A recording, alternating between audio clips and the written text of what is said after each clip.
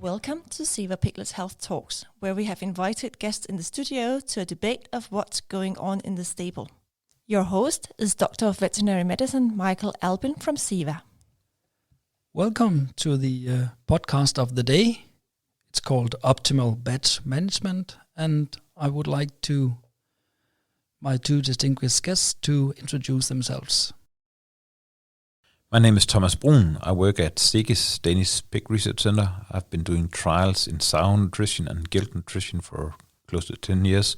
And before that, I worked as a consultant in pig production. My name is Henrik Bech Pedersen. I've been working as a consultant for the last almost 20 years, and the last 4 of them have been in Ceva.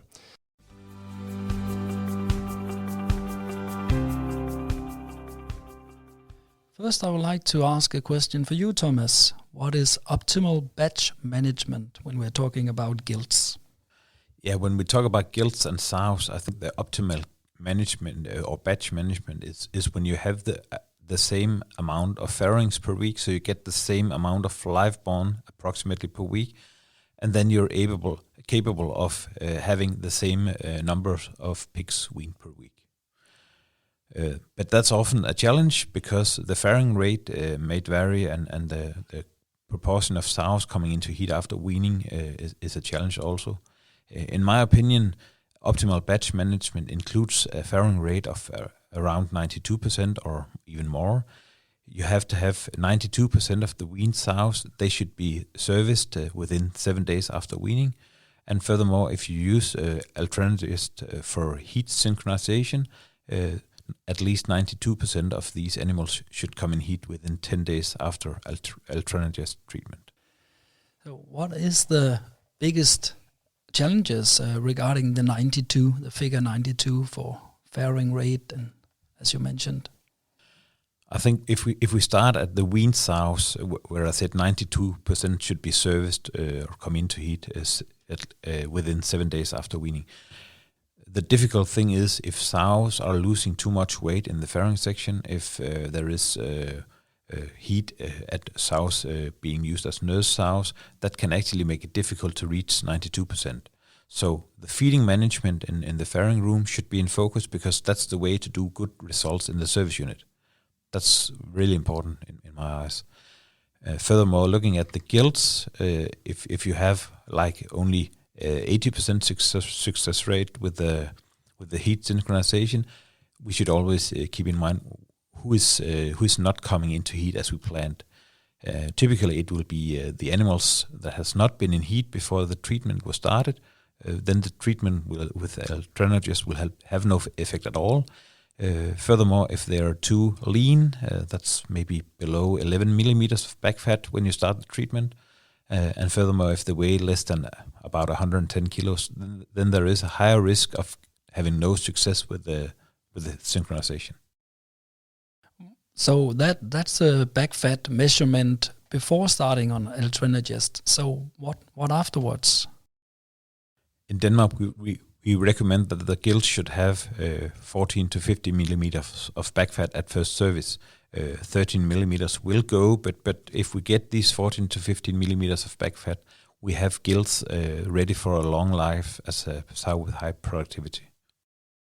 Is that a problem today with that back fat, Henrik Bech? Yeah, we see some issues with low back fat, and very often when we have to decide is it a problem, we have to look at the results after inseminating.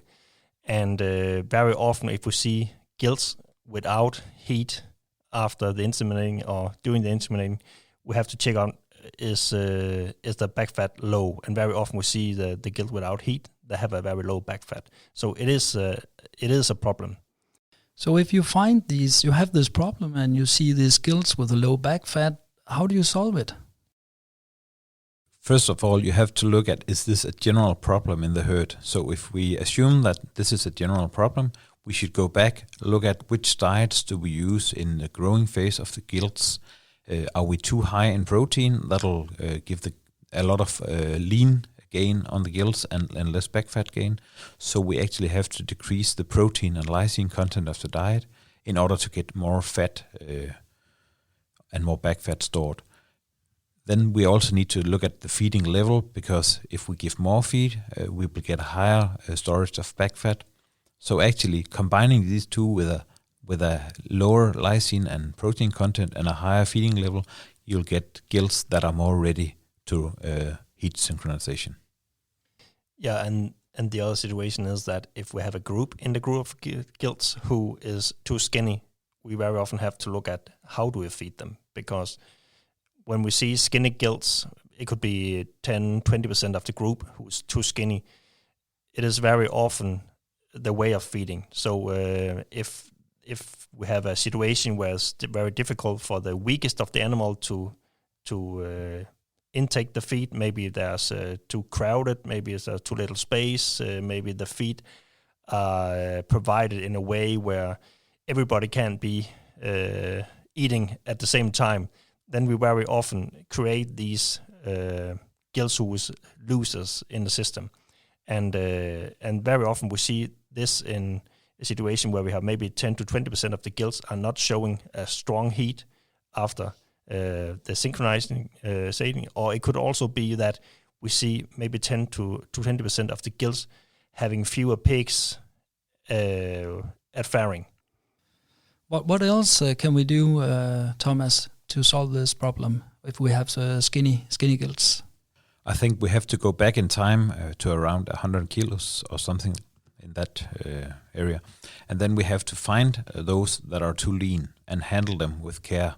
So we actually have to take them out of the pens and provide them extra feed with a low lysine content. Furthermore, when we start the heat synchronization, we can actually increase the feed allowance at the skinny ones from starting the treatments and all the way to first service. So that'll be like 23 to 26 days with a high feeding level. Whereas those that are having the right back fat measurement, we can actually just flush these from the day we end the challanges treatment until first service.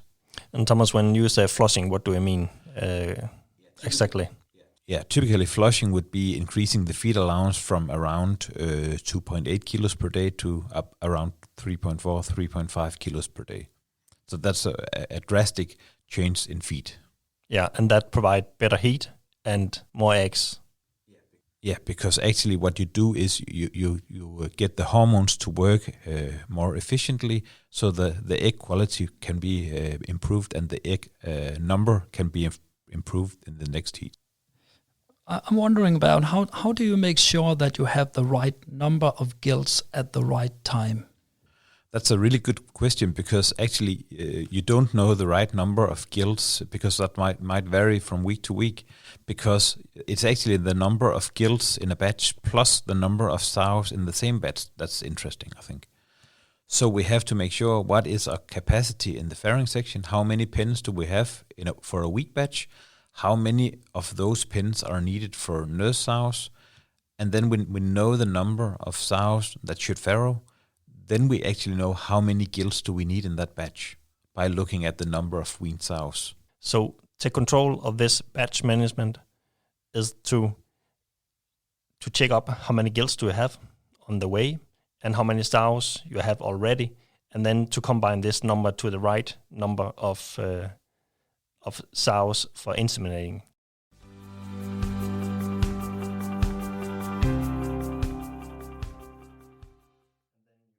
In a batch for a week, if we add the number of gilts inseminated and the number of sows inseminated, that's the total of sows and gilts inseminated in a week.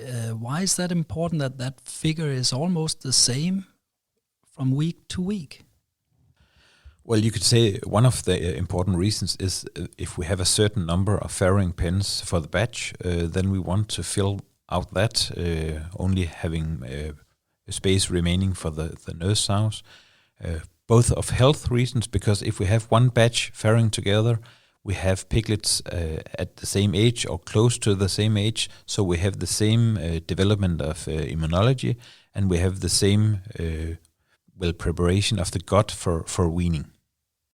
Yeah, and what we typically see is that if people have 40 pens available for farrowing sows, and we are, instead of 40 sows, having 50 sows. Then we still have to wean the 40 sows at 4 weeks old, but we still having 50 sows, and now we still need 10 farrowing pens for the rest of the 50 sows, and then we have to wean piglets who is 1 week younger than the 4 weeks old. And then in the situation where in the nursery we have to mix piglets who is 3 weeks old and 4 weeks old, and that's difficult if we have a look on the situation with phasing out the zinc oxide. And in that situation where we have piglets in different age, we also have a different immune status. So in the herds where they have a batch farrowing every second week, what would the situation be there? That's interesting, because if you look at different batch systems, week batches are quite easy to manage because you only have 1 week between the big farrowing days. But if you have like 2 week batch system or 3 week batch system, you actually, if you're not successful at breeding around 92% of the sows within 7 days after weaning, and get the gilts synchronized to be serviced at the same time, then you actually get farrowings all over the period.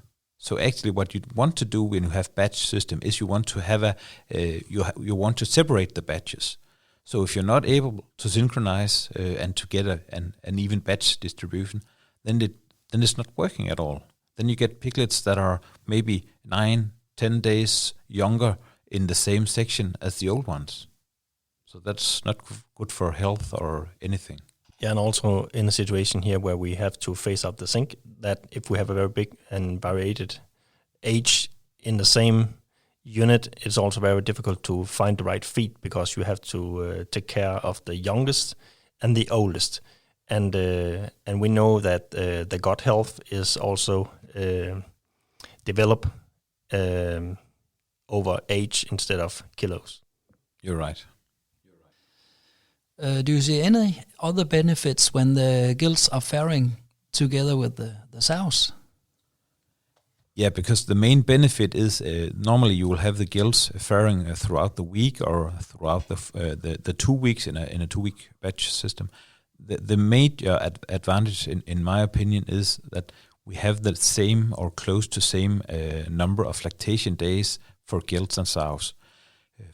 But we also have to have in mind that gilts will typically have a lower milk yield.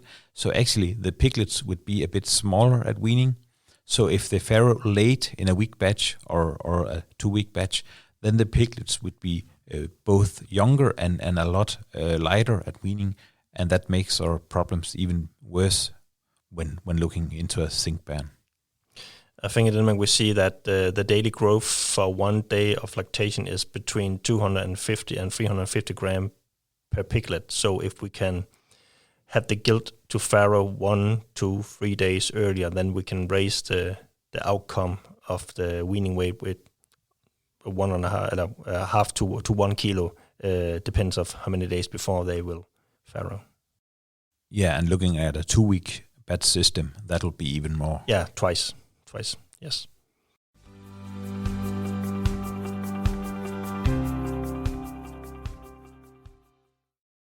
That was some really good points.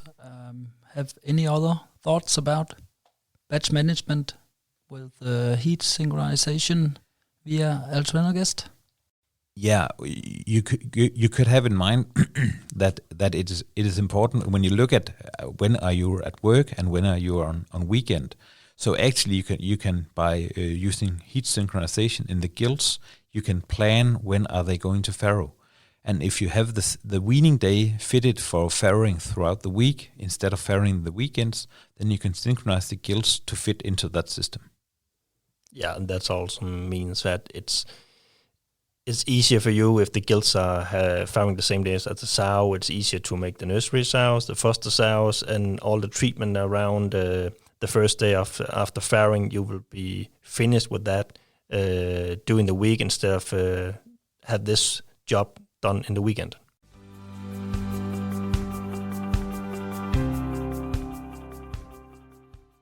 So now it's time to wrap up the podcast of the day on heat synchronization, and we saw some benefits. We can obtain even batch size that fits the number of farrowing pens. And we can also obtain that the piglets will have the same age at weaning and better fit the type of feed after weaning.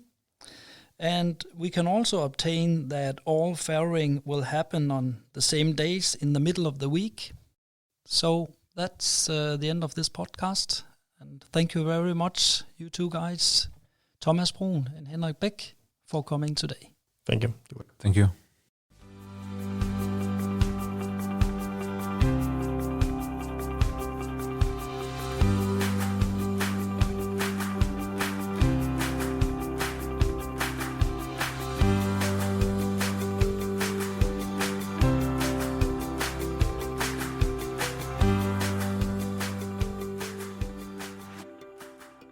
Thank you for listening to Ceva Piglets Health Talks. Please stay tuned for the following episodes.